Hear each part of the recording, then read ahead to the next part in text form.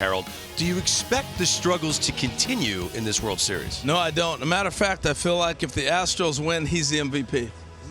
I'm telling you now. Whoa! The Astros win, he will be the MVP. He was this close, and I'm going to tell you why. So pay close attention, people, because I don't think it's all the different things that have been going on with him. Let's go back to New York the other night. He finally reached the ball outside. We talked about he's too far off the plate. He's too far on the plate.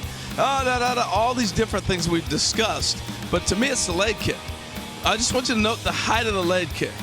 Finally starting to get it back up. The leg kick for him is a timing mechanism. It allows you to read the pitches. He gets jammed on that one. That's one of the best things could have happened to him. He's finally getting the leg back up to where he's starting to read the baseball. But this is the key, Greg. Look at him get down the line. You still see a little bit of a limp, but he gets down the line. Now, he had a hamstring injury early in the year. He went on the IL because of it. And I believe because of that, he hasn't been able to get that lift that we normally see out of him. So that throws off your timing. But that sprint down the line changed everything. Because I want to take you back to what we're used to seeing with this guy. You throw it up, he hits it out. You throw it away, it doesn't matter. He has such great plate coverage. But I'm going to go back to the key that I'm talking about. When he's healthy, and I feel like he's starting to get there, he gets this done. He gets a leg lift that allows him to shrink the strike zone and read the baseball. Remember this, Greg?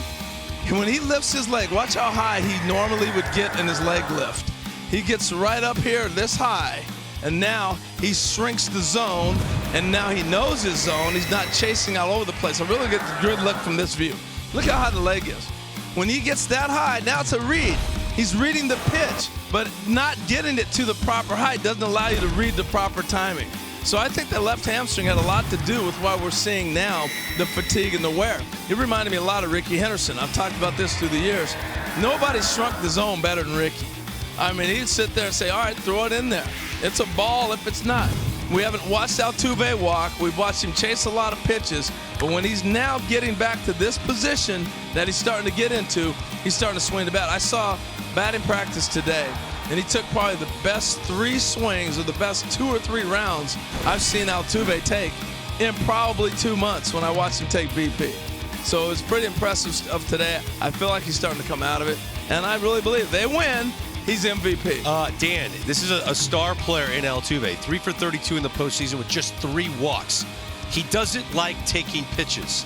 It's almost as if when he struggles, he swings more. If you're the Philadelphia Phillies, what is the collective game plan against a guy like him? Don't throw him a strike.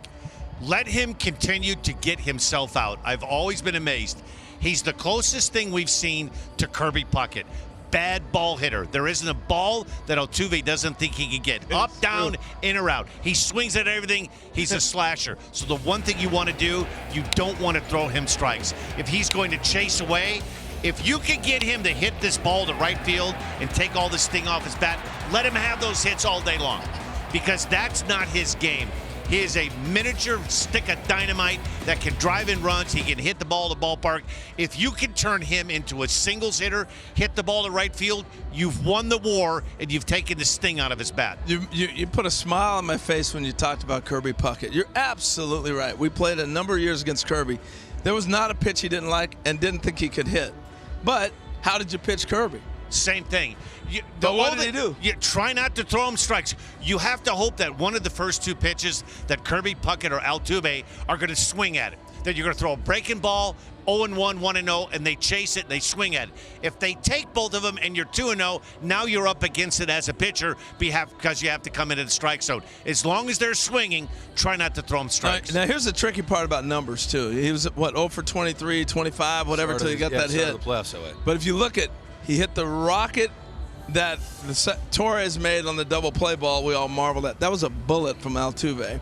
The at-bat before that, he hit another ball hard. So that's really, for me, that's 5 at-bats where he's starting to come around. And that's what I'm building on. Forget the 0 for 20. If you're a hitter, you got to throw that out. And I'm looking at today. That's why the words he said was so powerful. They won games, and he hadn't hit yet. I'm telling you, look out. He's dangerous.